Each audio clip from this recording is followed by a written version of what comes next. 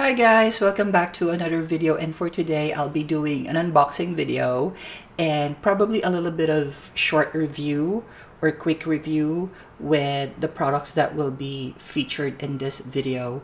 So this is how the package looks like, and as you can see, it's still intact. It hasn't been opened, but we will go ahead and go through it together in a while. So just a little bit of a backstory. So I ordered this in February, and I ordered it while I was still here, and then it's actually one of the reasons why I was so excited on my flight back to Manila last March, because I could finally have my hands on this most rave about products as well. So marami na ring YouTubers ang gumawa nitong review and product demonstration about this, and they swear by it. So nainganyo ako, and sabi ko, sige, I'll try and give it a try for myself. One of the selling point for this, kaya ako nainganyo, is super lumalaban daw to. As in, kaya niyang lumaban sa hulasan. So, sabi ko, sige, try natin yan. Umorder kagad ako nito the first time I saw Miss Anne Klutz made her first impression on this. So, right away, umorder kagad ako. Ganon. Agad-agad. So, without further ado, let's go ahead and go to the actual unboxing.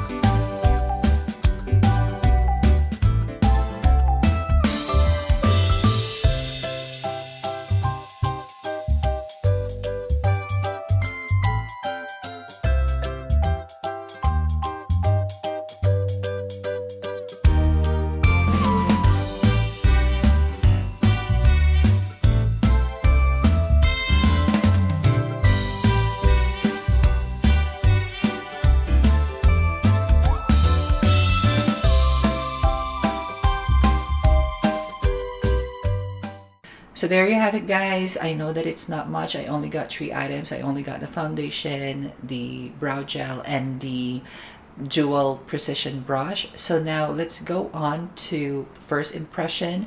I'll start with these foundation. So first impression for the foundation, packaging wise, it's nice, it's neat. It has a good color palette of white and silver or gray on it, and it kind of reminds me of, again, yung LA Pro Girl and the Makeup Forever packaging wise.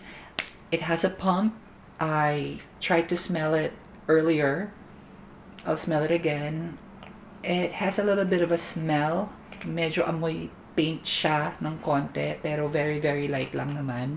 So this is how initial pump is. It's a little bit runny. I got in the shade of N30, which is medium, and I think the color is really nice. It matches my skin tone really nicely.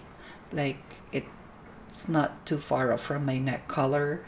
So I'll go ahead and try to apply naman the foundation on this side of my face using this stippling brush. This is MAC 187 stippling brush. I'm just distributing the product all over my face, and then I'll just go ahead and try to do a circling motion. So this is how the face looks like after the foundation has been applied all over. And na-notice ko sa kanya, it evens out the skin tone really well. It provided medium to full coverage. This is just one layer, and ayoko na siyang i-build kasi I'm afraid na baka mag-cake siya. Just hope hindi siya mag-oxidize. Yung smell niya, nawala naman siya after the foundation has set. Mabilis siyang mag-set. Sobrang bilis. And when I check on the packaging, nakalagay nga Miracle Skin in under 2 minutes. So I guess you really have to be quick in working the foundation in.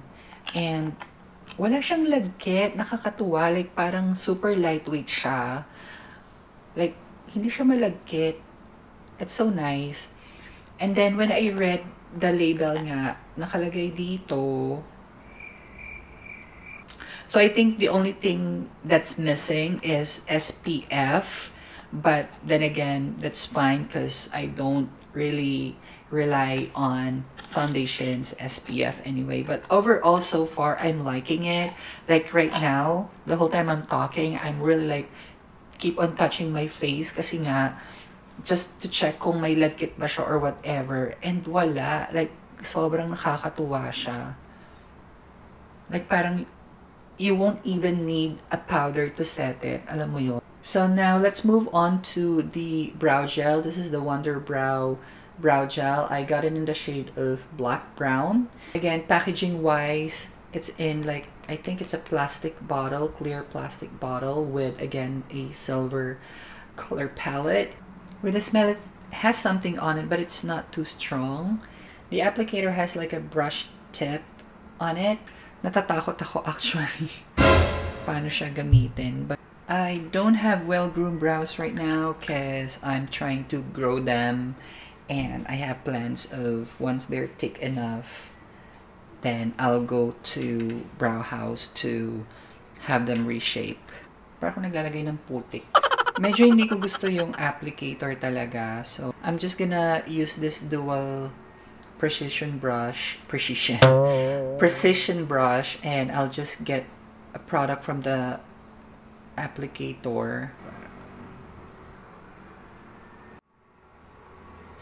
So, kilay is done. Medyo na-mess up ko lang tong side na to kasi first time, pasensya na.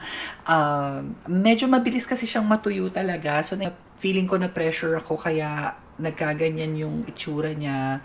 When I look on the packaging nga, yun, nakalagay nga din sa kanya, perfect brows in under 2 minutes din siya. Just like the foundation. What is with this product ba? Bakit ba sobrang under 2 minutes? Nagmamadali ba tong mga to? May lakad lang. So far, I think it's okay, although I'm not going anywhere else, so I won't be able to test yung longevity nung foundation, whether it would really be transfer proof or budge proof. But it says waterproof, so medyo na-excite ako doon ng very light.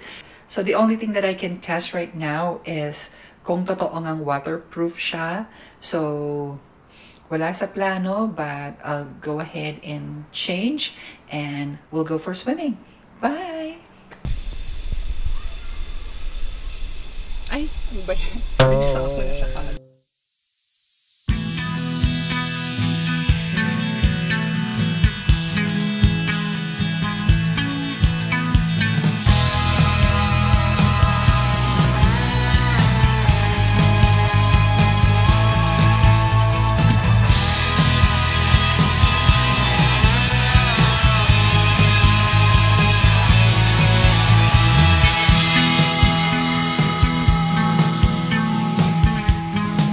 Welcome back guys! So I'm done swimming. Siguro mga naka 30 minutes din ako. And nakailang laps din ako. Medyo sumakit na yung katawan ko. So I stopped na. And so far, what I can say about the foundation is nandito pa rin siya. Like nararamdaman kong nandito pa rin siya. Kasi iba pa rin yung itsura nung face ko. Parang may coverage pa din siya. And yung kilay, ganun din siya. Parang sticky pa din siya. I mean, kapag in-stroke mo siyang ganyan, alam mong there's something kasi medyo sticky siya. The way I stroke my brow hair kanina is parang in place pa rin siya. So, parang nakadikit talaga siya sa balat. Parang lapat na lapat siya. And yun nga, parang hindi kanya talaga iiwanan. So, yung sa kilay, ang na-notice ko, andun pa rin nga siya. Like, if you would look closer, I don't know kung nakikita nyo siya. Ayan o, may outline pa siya. Parang may yung fill in ko kanina, andyan pa rin siya. Ang worry ko, kung ganito siya kakapit, baka mahirap din siyang tanggalin after. So, feeling ko, you would really need something strong and powerful na makeup remover para talagang mawala siya. So, ngayon, I'll try this micellar water from Avène. And, ayan, gamit na siya. Natanggal naman siya sa micellar water. Try natin i-remove yung foundation. Ayun, natanggal naman siya. So, ibig sabihin, meron pang ang foundation na natira. kahit nag-swimming na ako. However, nung na-notice ko, nung tinatanggal ko siya, parang meron pang natitirang konti. So, siguro, ang ma-advise ko na lang, mag-double cleanse kayo or triple cleanse kayo just to make sure na talagang tanggal siya. As in, wala siyang may iwang residue sa face nyo kasi, you know, mahirap na. So far with this first impression review, wala akong masasabing negative sa kanya aside from the fact na yung foundation is may alcohol content, which again, I'm sure it was put there for a reason.